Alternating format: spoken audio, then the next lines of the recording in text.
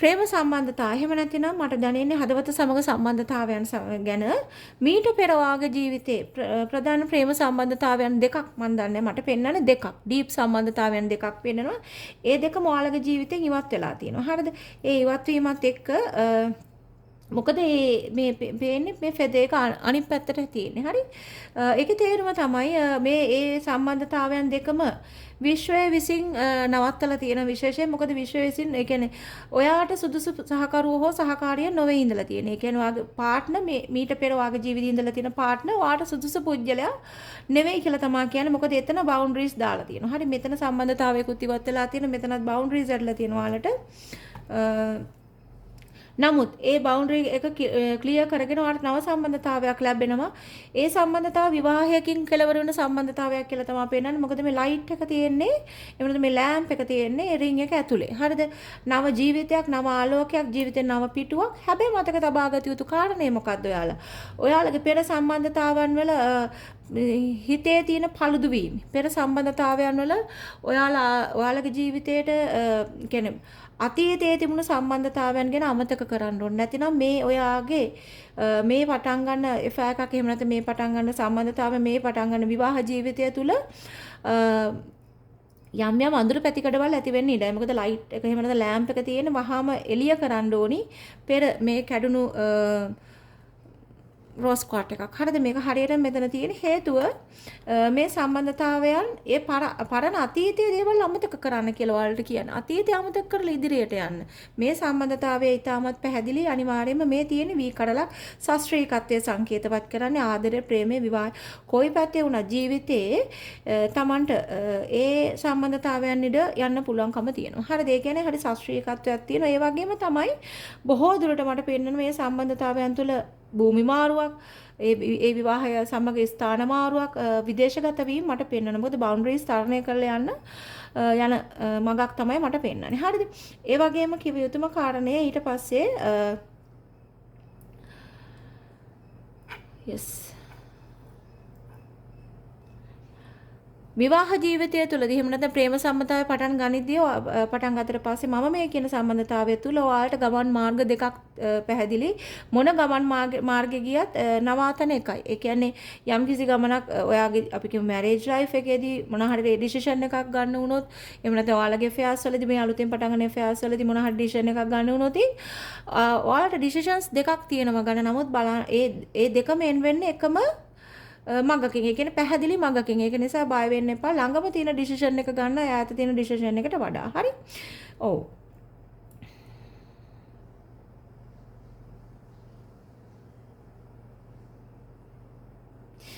බොහෝ වෙලාවට මට පෙන්වන්නේ ඒ කියන්නේ ඔයාගේ ජීවිතය තුළදී අනිවාර්යයෙන්ම ඔයාගේ ජීවිතයේ මේ සම්බන්ධතාව විවාහයකින් කෙලවර වෙද්දී ඒ විවාහයත් සමග මං කව මූවමන්ට් එකක් පෙන්වනවා කියලා. හරි විවාහ අලුතෙන් ඇතුළු වෙන ඔයාගේ අවසාන මේක කෙලවර වෙන විවාහයකින් වගේම ඒ විවාහයකින් කෙලවර වෙද්දී ඔයාලගේ පාරිසරික වෙනස් වීමුත් මට පෙන්වනවා. මොකද පැහැදිලිවම සබාදහමත් ළඟින් යන නිවාසයක මේ පදිංචියට යෑමක් එහෙම පෙන්වනවා. මට ඒ උදාහරණ විදිහට කිව්වොත් ගස් කොළන් එක්ක කුඹුරු වෙල්ල ආයවල් මැද ඒ කියන්නේ හරි ශාස්ත්‍රීයකත්වයෙන් බර වුණ නිකන් නාගරික පරිසරයට වඩා ගොඩක් ඒ නිවාසය ග්‍රාමීය පරිසරයක් තුල තියෙයි. හරි? ඒ කියන්නේ තදාසන්න ප්‍රදේශයක නොවන ප්‍රදේශයක ඔයාලගේ ජීවිතේ එක්තැන් වීමක්. ඒ කියන්නේ එකට හවුලේ ජීවත් වීම විවාහ ජීවිතයක් මට පෙන්වනවා. හරි?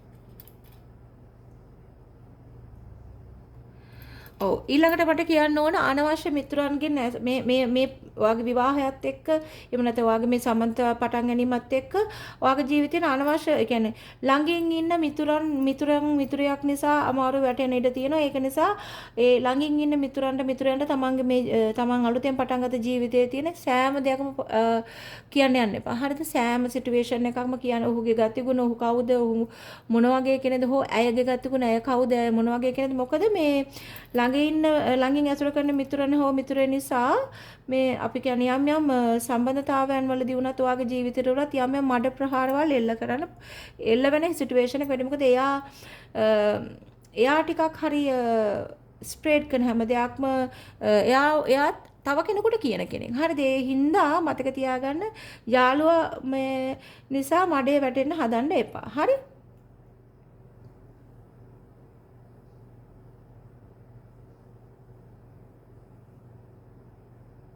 ඒ වගේ මට කියන්න ඕන ඊළඟ කාරණේ තමයි ඔයාලා ටිකක් ගොඩාක් වෙලාවට කියන්නේ මේ සම්බන්ධතාවයේ හෝ මේ ජීවිතයේදී පටන් ගන්නතර පස්සේ හෝ මේ මෑත භාගෙදිත් නමුත් ඔයාලගේ ජීවිතේ ගොඩාක් අර ස්පිරිචුවල් කනෙක්ෂන්ස් වලට කියන්නේ එහෙම කනෙක්ට් වෙනවා තියෙන ප්‍රවණතාව ඒ කියන්නේ වා කරන්නේ නැහැ. කියන්නේ දෙවියන් සමග මට ටිකක් අර එහෙම අයත් මේක ඉන්නවා. ඒ කියන්නේ විශ්වය සමග දෙවියන් සමග ලොකුවටම අදහන්න ගනුදෙනු කරන්න නැති පිරිසකුත් තියෙනවා. නමුත් මතක තියාගන්න ඔයාලට ඒ ආශිර්වාදයත් අවශ්‍ය වෙනවා. හරිද?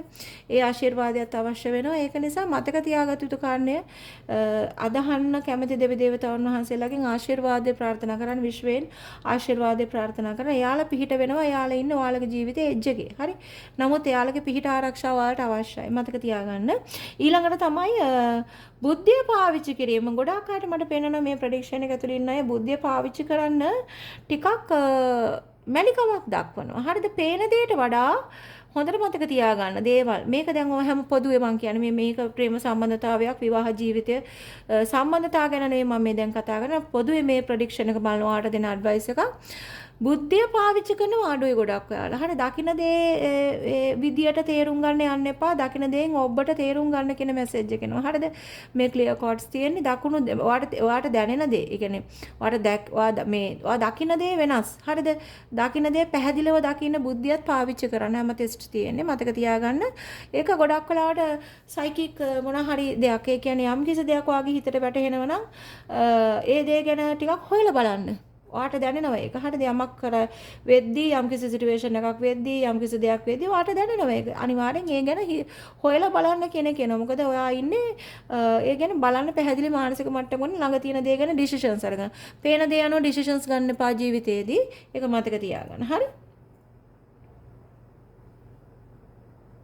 ඒ වගේ මට කියන්න ඕන ඔයාලගේ ගොඩාක් වෙලාවට මේ කාල පීරියඩ් එකේදී ධනය සම්බන්ධයෙන් යම්කිසි හිරවීමක් මට පෙන්නනවා. ඒක රැකියාව තුල එහෙම නැතිනම් කොහොම නමුත් ව්‍යාපාර ආර්ථික ධනය සම්බන්ධයෙන් පොඩි මේ වෙලාව ස්ටක් වීමක් මට පෙන්නනවා. ඔයාගේ ඒ කියන්නේ රැකියාව හරි කොමන හරි ආදායමක් උපයන තැනක ලොකු බ්ලොක් එකක් මට පෙන්නනවා. හරිද? නමුත් මතක තියාගත යුතු කාරණා තමයි ඒකට හේතුව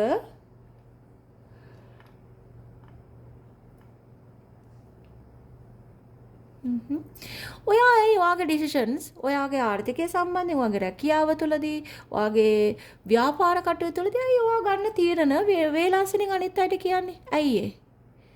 හොඳට මතක තියාගන්න තමන් ගන්න තීරණයක් වේලාසනින් එහෙම නැත්නම් අපි ඒ දේ ක්‍රියාත්මක වෙන්න කලින් අපි කාටවත් කියන්නේ නැහැ. ඔයා ඒක කියනවනේ. ඒක නිසා තමයි ඔයාගේ ආර්ථිකය සම්බන්ධයෙන් රැකියාව සම්බන්ධයෙන් බාධාවල් එන්න ඉදිරියට යාමක් නැහැ. එකම පොසිෂන් එකේ ඉන්නේ. ඔයා ඒක ස්ප්‍රෙඩ් කරනවා. ඔයාගේ ඩිසිෂන්ස් ඔයා කියනවා අනිත් අයට. එතකොට අනිත් අය ඊට කලින් ඒ ඩිසිෂන්ස් වලට ක්‍රියාත්මක වෙලා ඉවරයි. උදාහරණයක් විදිහට කිව්වොත් ඔයාට ප්‍රොමෝෂන් එකක් ඕනි නම් ඔයාගේ ජොබ් එක ඔයා කියනවා මම මේක කරන්න ප්ලෑන් කරන් ඉන්නවා මගේ ප්‍රොමෝෂන් එකට කියලා. අවසානයේ ඔයාට කලින් එයාලා ඒක කරලා ඉවරයි. ඉවල්ලයි එක. හරිද? ඒ කියන්නේ හරි අර ඒ කියන්නේ ඔයාගේ වචන වලින් එයාලා ඒකේ පළදාව නෙලාගෙන ඉවරයි. එතකොට ඔයා එතෙන්ට යන්න කලින් එයාලා ගිහින් ඉවරයි.